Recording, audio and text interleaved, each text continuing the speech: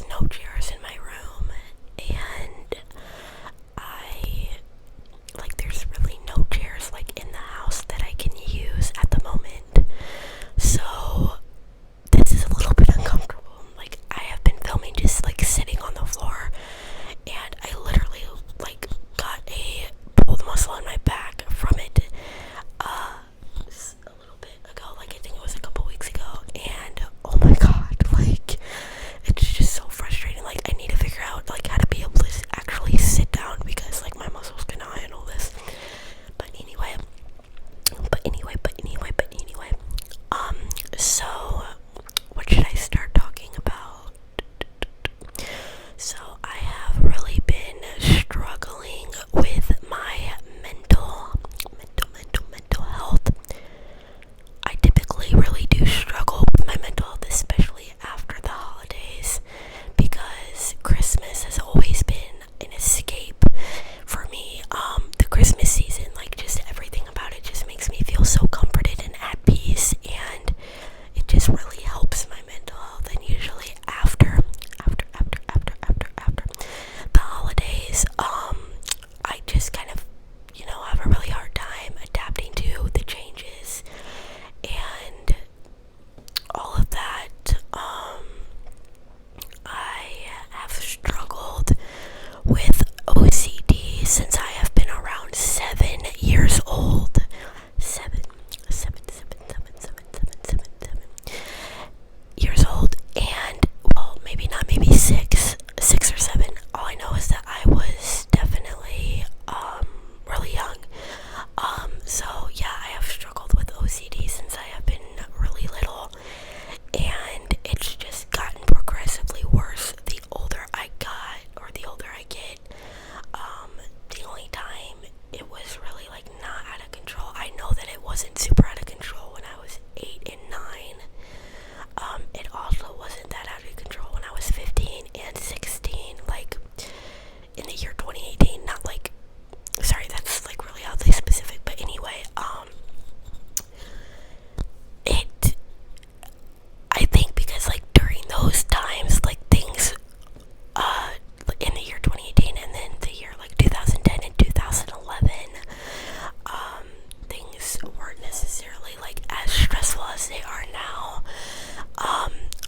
A lot of the times with OCD, if you have a lot of situational stress, it will make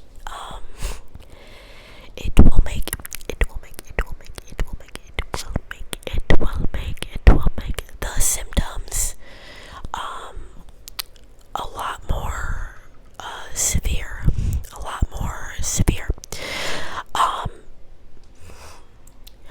So yeah, I deal with a lot of physical health issues every day, and it's just, I'm not always able to leave the house. I also pretty much everybody in my family deals with chronic illness in one way or another, and having to worry about them and myself.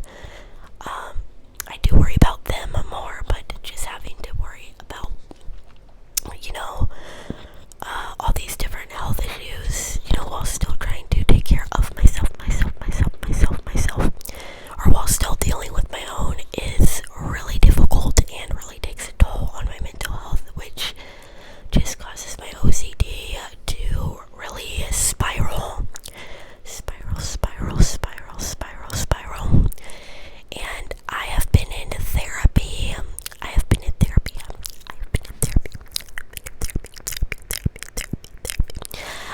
in therapy since last July, so over half a year.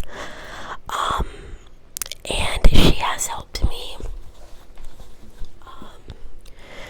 with different things, but she has not really been able to help me with the main issue, which is my OCD. She doesn't specialize in OCD, and where I live, there are no therapists that specialize in OCD. Now, I am on medication for my OCD, and it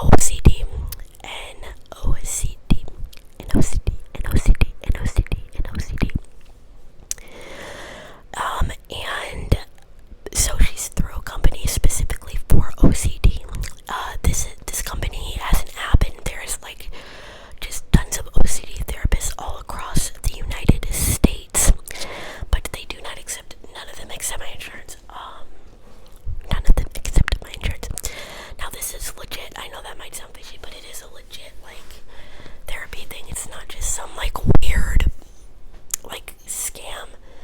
But I had talked to like I think the billing department, and they had explained to me that there is a possibility that my insurance would be willing to do an open case agreement, or a single case agreement, I mean, which is basically where, because of your limited options where you live, they cover something that the insurance overall does not cover, specifically for your case, because of it being medically necessary. My insurance isn't necessarily bad, but it's not good either. It's not necessarily that my insurance is the problem. It's that the healthcare where I live genuinely sucks. Like, the doctors are awful. Oh my gosh, I'm so sorry. I am so sorry. The doctors are awful and just really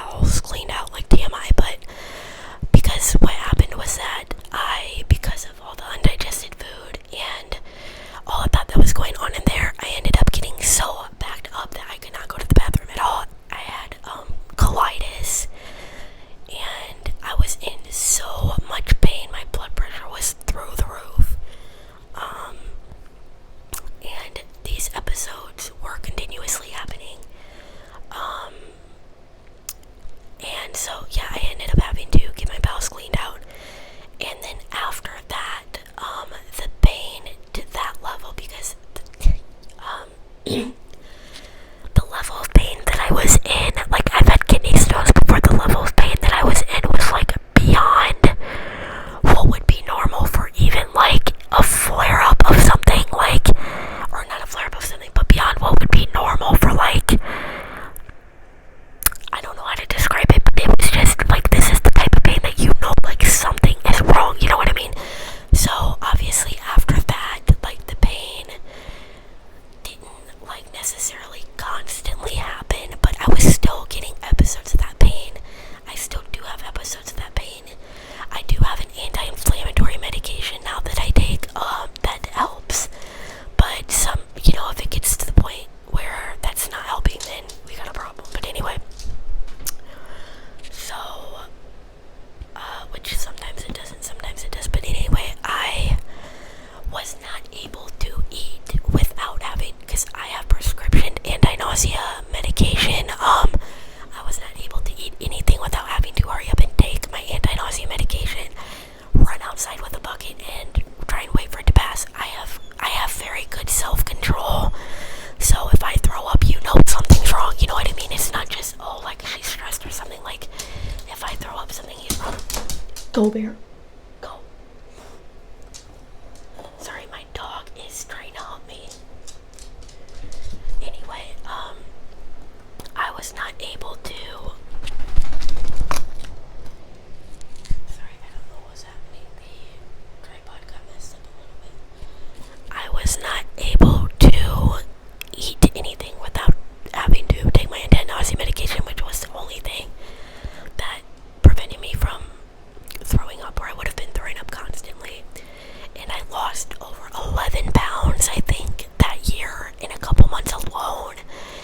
And I've had a GI doctor since I've been due, because I've always had,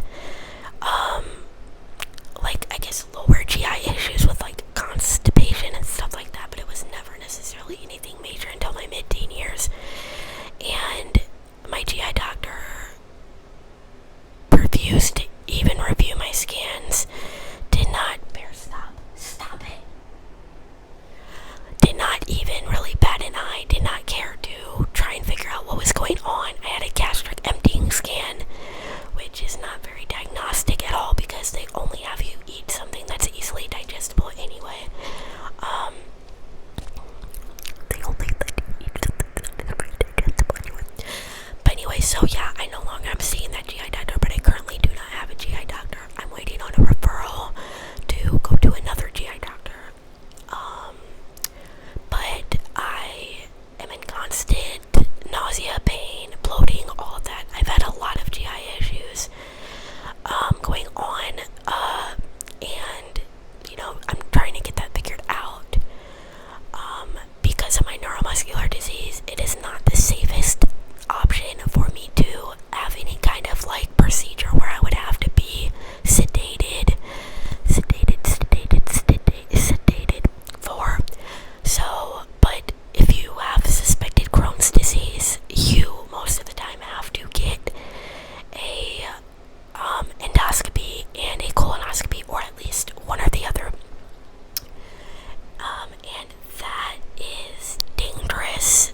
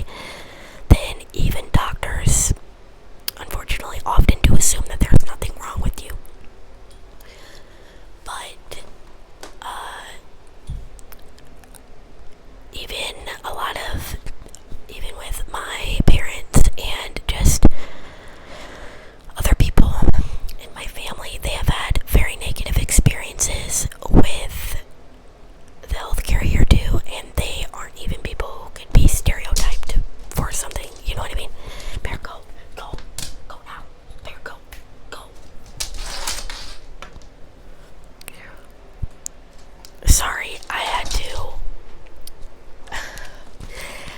try and shove my dog off me. Trust me, he's fine, but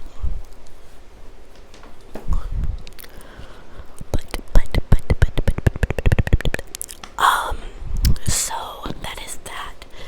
So I have been struggling mentally, also physically, with the GI symptoms and different things. I think I'm just having a hard time at this point, and not really able to distract myself much from it. My best friend